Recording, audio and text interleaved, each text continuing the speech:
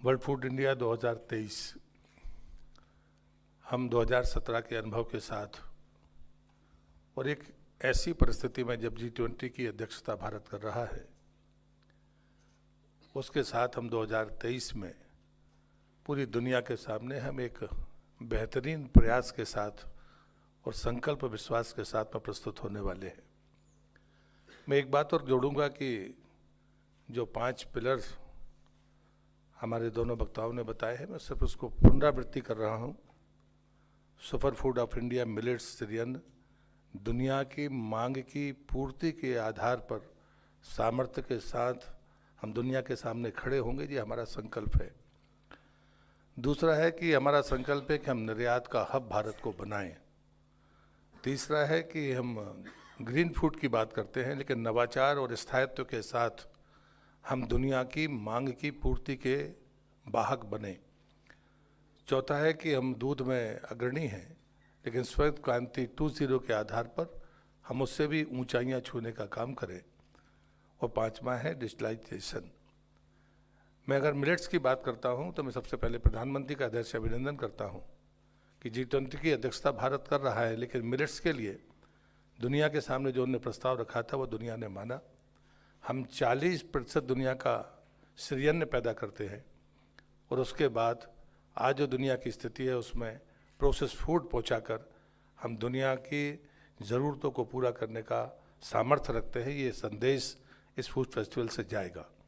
लेकिन मैं 2-3 बातें ज़रूर कहूँगा कि ये सच है कि हमारे पास में सिरियन की अनेक प्रकार की हमारे पास में सिरियन है, लेकिन प्रमुख तौर पर जो कोदो, कुटकी, समा, रागी, जब हम इनकी बात करते हैं वो जो हमारे रीजनल स्टेट्स में उनके नाम है वो अलग है।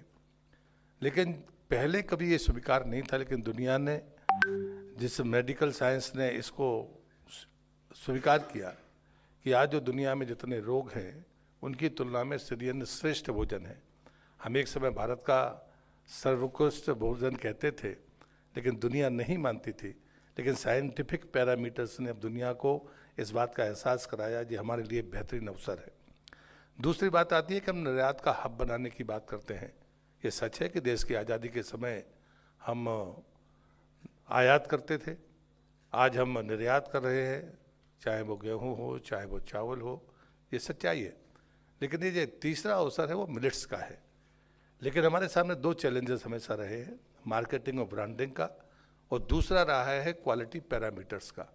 मुझे गर्व है कि भारत सरकार के खाद्य प्रसंस्करण मंत्रालय की PLI स्कीम इस बात की जितनी भी कमियां थीं उनको दूर करती है। मार्केटिंग ब्रांडिंग में हम भारतीय कंपनियों को मदद पहुंचाने के लिए तत्पर हैं।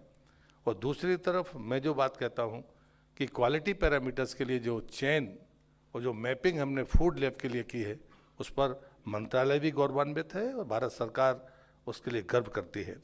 और मैं ये कहूँगा कि इन बातों के लिए जो भी लोग कारोबारी हैं, फिक्की जैसा प्लेटफॉर्म यहाँ पर है, देश की इंडस्ट्री हो, सरकार और कारोबार दोनों के बीच में भारत सरकार की योजनाएं कड़ी के तौर पर काम कर रही हैं। ये एक हमारे लिए बेहतरीन अवसर है और मैं इस अवसर पर आग्रह करूंगा सभी कारोबारी साथियों से कि वो इन योजनाओं का लाभ उठाएं और इस हमारे फेस्ट में हम दुनिया को ये संदेश दें कि नहीं, हम में वो सामर्थ्य है कि हम जो ज़रूरतें हैं उसको पूरा कर सकते हैं। तीसरा बिंदु है नवाचार का और स्थायित्व का, और वो ग्रीन फूड को लेकर है, चाहे वो प्लांट बेस्ड फूड हो या बाकी चीज़ें हों। लेकिन मैं नवाचार में एक उदाहरण देता हूँ, वो भी PLI स्कीम का।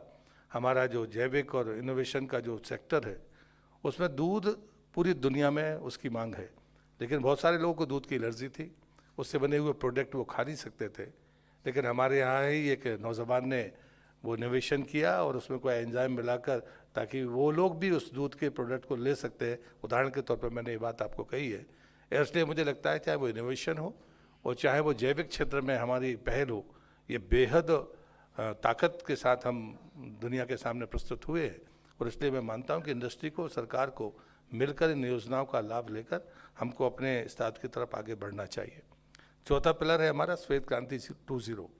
हम लीडिंग हैं, दुनिया में नंबर 1 पर है, लेकिन उससे भी आगे जाने की इनोवेशन के साथ हमारे पास में अवसर है और मैं मानता हूँ कि हम इसमें ताकत के साथ में ऊपर जाएंगे। चाहे वो किसान संपदा योजना हो और चाहे PM FME हो। हम दोनों के मामले में मानते हैं कि प्रधानमंत्री ने समूह के तौर पर महिलाओं के सशक्तिकरण की बात की हो, सोसाइटी में शामिल ऑर्गेनाइजेशंस के नाम पर निचले वर्ग को ताकतवर बनाया हो, या FPO के माध्यम से किसानों को एक मार्केटिंग प्लेटफॉर्म दिया हो। इन तीनों बातों के साथ हमारी स्कीम हमेशा लगातार उनके साथ चलती है।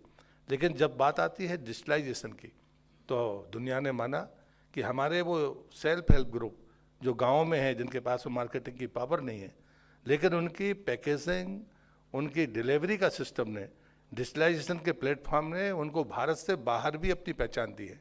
और उसका परिणाम है कि एक गांव में बैठा हुआ व्यक्ति भी अगर ठीक तरीके से अपने पैरामीटर्स को लिखता है, अपने एड्रेस को देता है, तो दुनिया के सामने इस तकनीक का लाभ मिला है, जो शायद बड़ी बड़ी इंडस्ट्री वर्षों में नहीं कर सकें। वो आज डिजिटलाइजेशन के कारण हमारे छोटे ग्रुप भी अपनी स्थान को बना रहे हैं। और इसलिए मैं मानता हूं कि चाहे हम मंत्रालय की स्कीम की बात करें, जब मैं PFME की बात करता हूं, तो 2 लाख अगर उद्यमियों को हमें 5 साल के भीतर 10,000 करोड़ रुपए देकर तकनीक और पैसा दोनों देना है, तो मैं मानता हूं कि जो खाद्य प्रसंस्करण का क्षेत्र अनऑर्गेनाइज सेक्टर माना जाता है, वो एक ताकत के साथ ऑर्गेनाइज सेक्टर के तौर पर सामने खड़ा हो रहा है। और ये जो अवसर है 2017 का अनुभव लेते हुए 2023 के संकल्प के साथ कि हम इन पांचों स्तंभों में अपनी सफलतापूर्वक अपना मुकाम हासिल करेंगे, साथ में ये भी संकल्प को मजबूत करेंगे कि आने वाले समय में हम प्रतिवर्ष इस कार्यक्रम को कर कर दुनिया में हम अपने स्थान को बनाएंगे। मुझे लगता है कि इतना कहते हुए मैं अपनी बात को समाप्त करता हूं। और जो चीज़ें सबने मिलकर की हैं, हम इस 2023 के वर्ल्ड फूड फेस्ट में इसको साबित करके बताएंगे। इस विश्वास के साथ मैं आप सबका हृदय से धन्यवाद करता हूं। बहुत बहुत धन्यवाद आप सबको।